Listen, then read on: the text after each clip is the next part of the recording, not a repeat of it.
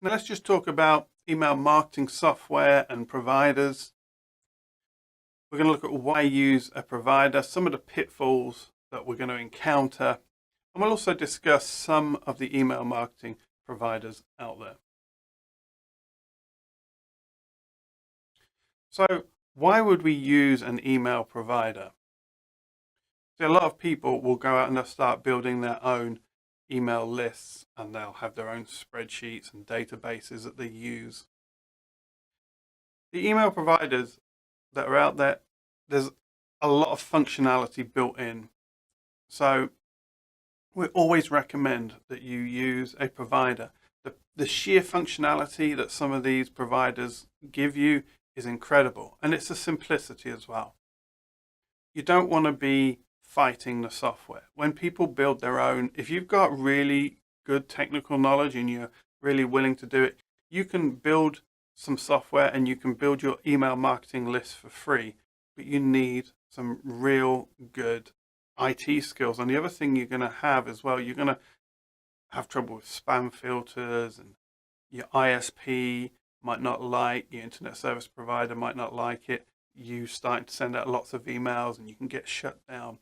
So it's always just easier just to go with a provider, and it's simpler. So we strongly recommend that you find a good provider that suits you and use that as the basis for your email marketing strategy. There are some pitfalls though when we start using an email provider. One, they've got really aggressive spam filters, so they really like to protect their domain. So what that means is this: they're letting you send emails out and their name is on it. For all the intents and purposes of the other internet service providers or people that are permitting your email to come through, their name is on it. So they can be extremely aggressive. One of the probably strongest is MailChimp that I've come across. They're extremely aggressive, and sometimes you just want to get a simple email through and they can block you. So that can be a downside. They control the list, so we need to be backing up our list. You need to back up your list on a regular basis, and that's just a simple case of most of these will allow you just to download or export the list into an Excel, and you really want to make that something you put in your calendar, because if they decide to shut you down overnight, if you've got the names and addresses, email addresses, you still control your list. So these are some of the things we have to be careful of when we're thinking about using a third-party email marketing provider. So there's lots of different email providers out there, and we can't discuss all of them. These are some of the more well-known email providers. So we've got MailChimp. Now MailChimp will give you a free account, but they won't have automation in the free account. You have to buy the paid. And MailChimp, like Force, they double opt-in and other sorts of things. So you've got constant contact, you've got get response. And if you search for email marketing provider, you're going to find lots of different recommendations that people come up with. Now you have to look at the size of your list and the budget. So how much are they charging for 500 people on your list? How much they charge for 1,000? Have a look at the cost, because email marketing can get expensive fast.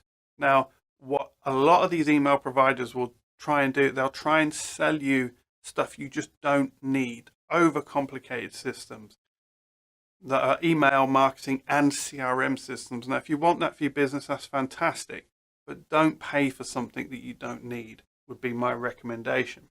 What you want to look for is you want to look for good automation. You want to look for email marketing providers that provide automated email campaigns. You can set up a series of emails, and we'll be discussing that later on.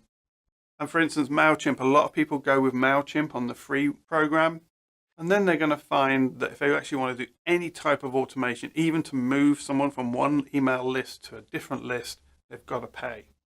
We just mentioned CRM functionality. Now, CRM functionality is customer relation management. Sometimes you might need that. You might have sales team, you might have a number of different people dealing, and then you want to look at an email marketing provider that probably incorporates that, or a CRM provider that incorporates email marketing, but make sure that the automation is there. That's going to be the key thing going forward, automation, and that you have access to your list. So make sure you can actually download your list before you sign up with anybody. Who do we recommend? Now, we're big fans of ActiveCampaign. Why? Because it has really good automation. It's really cost effective. I think for a list of 500 people, you pay about $8 or $9 a month, and you get everything you need if you're a small business. So if you're an entrepreneur or solopreneur, small local business, you're going to get everything you need from ActiveCampaign. You're not going to pay for stuff you don't need. And if you do need that stuff, if you do need CRM, there is an upgrade path within ActiveCampaign for that later on. I just love the automation in ActiveCampaign. I'm going to recommend from personal use that you at least have a look at ActiveCampaign, go and have a good explore of what they offer.